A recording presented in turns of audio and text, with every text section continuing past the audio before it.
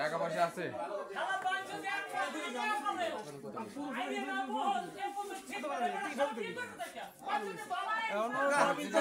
ছবি তুলে নিয়ে যাই আচ্ছা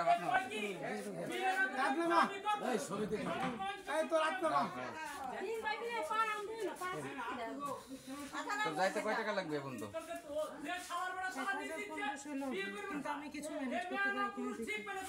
১,৫০০ টাকার মতো লাগবে তো হ্যাঁ হ্যাঁ আদনামা তুই তার ছেড়ি নি আদনামা না না লজ্জা কি আছে না সমস্যা নাই আপনার তো পরান্দা হইতেছে আমি বুঝতেছি আপনার তো পরান্দা হইতেছে পরান্দা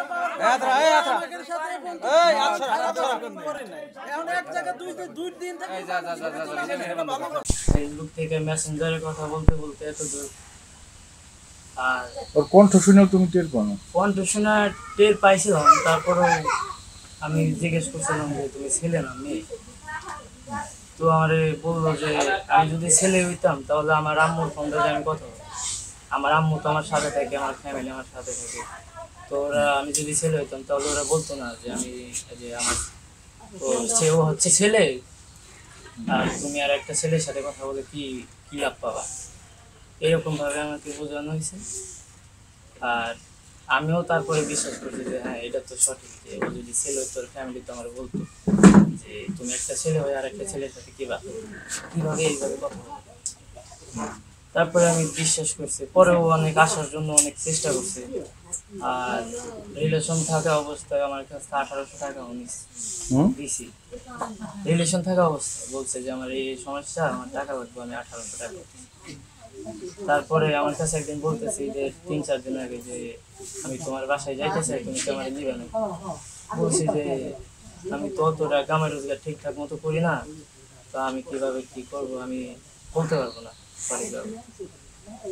আমার আব্বুর কাছে বলো, আব্বু যদি আসতে বলে তাহলে আসিও, নাহলে আসার দরকার নেই। তো আব্বুর কাছে 3-4 দিন একভাবে বলার পরে আব্বু একদিন বলছে যে যেহেতু আসতে যেতেছো আসো, আইতে বাড়ি ঘরকে দেখে যাও।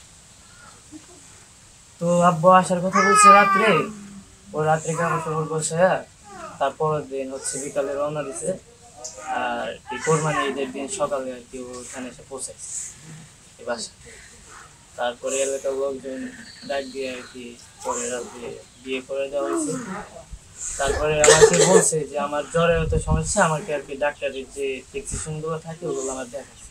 আমার বলছে আমি বিশ্বাস জানি, পরে প্রমাণ চাওয়াতে এগুলো দেখানোর পরে আমি দেখছি, দেখার পরে আর কি ওরা ছড়িয়ে নেই যে একটা মানুষের সাধারণত সমস্যা থাকতেই পারে, যেহেতু আমি ভালোবাসি। এইটুকু সমস্যা হলে ও যদি মেয়ে হয়, এইটুকু সমস্যা হলে আমার তাতে কোনো আফসোস নেই। যেহেতু বলছে যে 1-1.5 মাস পরে আমি যে থাইল্যান্ডে যা চিকিৎসা করলে তারপরে আমাকে আর কি স্পর্শ করতে পারবো। তো আমি আর কি স্পর্শ করি নাই। পরবর্তীতে ওরা ছুঁতে গেলে আমরা ছুঁতেও দেয়। পরবর্তীতে আমার মনের ভিতরে একটা সন্দেহ ছিল যে ও আর কি মেয়ে না ও ছিল, চাল চলন কথা বলার ধরন, তারপরে যেমন ভাবে আমার লগে আর কি ব্যবহার করতো। পরে আমি জিজ্ঞেস করাতে বলে যে না, এটা তোমার মনের ভুল ধারণা, আমি আসলে ছেলে না, আমি মেয়ে। তুমি যেটা ভাবছো সেটা ভুল। বিশ্বাস না হলে আমার ফ্যামিলিকে ফোন দিয়ে জিজ্ঞেস করে যে আমি ছেলে না মেয়ে। পরে আমি ওর অঙ্গ চড়ে ওর ফ্যামিলির ফোন দিছি, ওর বোনকে ফোন দিছি। ওর বোন তখন আমার কাছে বলছে যে না ও মেয়ে। ওর মা ও বলছে যে হ্যাঁ ও মেয়ে, এটা নিয়ে কোনো সন্দেহ নাই। তারপর ওকে বলছি যে আমি যেহেতু তোমার স্বামী, তো তোমার সবকিছুর পর আমার একটা অধিকার আছে, তো তুমি আমার দেখাও। তোমার দেখাতে কোনো লজ্জা নেই, আমি কারোর কাছে বলবো না তোমার দেখা। তো এই কথা বলার পরেও বলে যে আমাকে আমার উপর পুরো বিশ্বাস করতে পারো যে আমি একটা মেয়ে, আমি ছেলে না, আমি মেয়ে। তো আমি তারপরও কাজ কাম করছি, রিক্সা চালাইছি, তবু আমার মন বসে নাই কাজে কামে। যে এরকম সন্দেহের পর থেকে আমার আর ভালো লাগতেছিল। তো প্রথমবার এরকম জিজ্ঞেস করছি সাধারণভাবে, পরবর্তীতে আর কি একটু প্রেশার দেওয়া, তো কোরআন শরীফ মাথায় নিয়ে পর্যন্ত বলছে যে আমি মেয়ে, আমি ছেলে না, মেয়ে। পরবর্তীতে বলছে যে হয়তো কোরআন শরীফ ছুঁয়ে বলছো, তো আমাকে দেখাইতে সমস্যা কি, আমাকে দেখাও। তো বলে নাকি যে আমার সাথে মানে কি বদ জিনের আচর আছে, যেগুলো এখন দেখালে তোমারই সমস্যা। তো আমাকে এইভাবে বলেছে। আমি বলছি আমার সমস্যাগুলো হোক, এটা নিয়ে তোমাকে ভাবতে হবে না, তুমি শুধু আমার দেখাও যাতে আমি একটু টেনশন মুক্ত থাকি। যেহেতু আমি শুনছি যে বিয়ের পর যত সুখ দুঃখ থাকে স্বামী স্ত্রী দুজনের মাঝে ভাগাভাগি থাকে, যাতে একজনের কষ্ট একজনের পর চাপা না থাকে, দুজনের পরে থাকে। তো এগুলো কথা বলা তো আমাকে দেখায়ও নাই। লাস্টে পরবর্তীতে আর কি এত কিছু পড়ার পরে একদিন আমি আর কি আমার মন আর মানতেছিল না।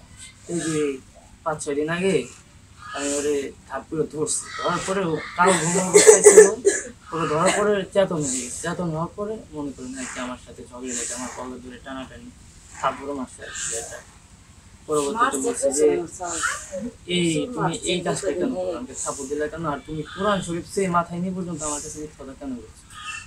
পরে বলে যে না আমি জন্ম থেকে নেই, কিন্তু আল্লাহ তাআলা আমাকে সৃষ্টি করছে এইভাবে, আমি সৃষ্টি করছি তোমাকে যেইভাবে তুমি সেটা আমাকে বলতে পারতো, আমি তোমাকে এত করে জিজ্ঞেস করছি তো তুমি বলো না কেন।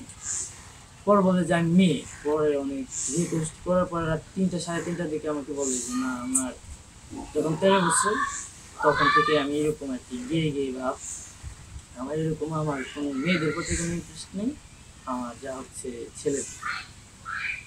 পরে এগুলো শোনার পরে পরে আর কি ফ্যামিলিতে বলার চেষ্টা করছি অনেক আর কি। আমি যেহেতু অতটা কামাবি করি না, সেহেতু আমার তোমাদের ফ্যামিলি বিয়ে হইলো কেমন একটু বলো তো? বিয়ে হয়েছে আর কি।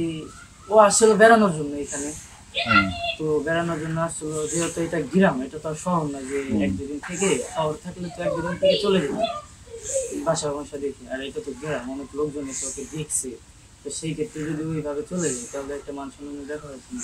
পরবর্তীতে ধরে বিয়ে দিয়ে দেওয়া হয়েছে আর কি, এমনি পারিবারিক বিষয় নিয়ে তোমার পরিবার এবং এলাকাবাসী মিলে বিয়ে দিয়ে দিচ্ছে বিয়ে না? দিছে। এটা দেখলে মানে এই যে ও যে ছেলে এটা টের পাইলো কবে? এটা টের পেয়েছে হচ্ছে আপনার এই যে সপ্তাহখানি আগে। আমি অনেক দিন আগে টের পেয়েছিলাম কিন্তু আমাকে বলে না।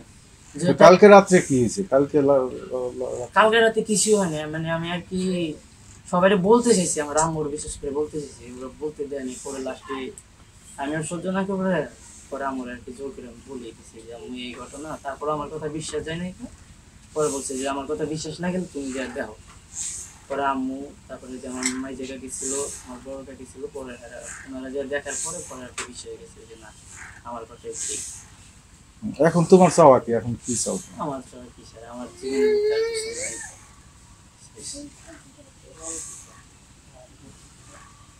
তোমার কাছে ওর এই যে ভিডিও টিডিও করছো নাকি এর ভিতরে একসাথে যে ইয়ে হয়েছে, ছবি ভিডিও টিডিও?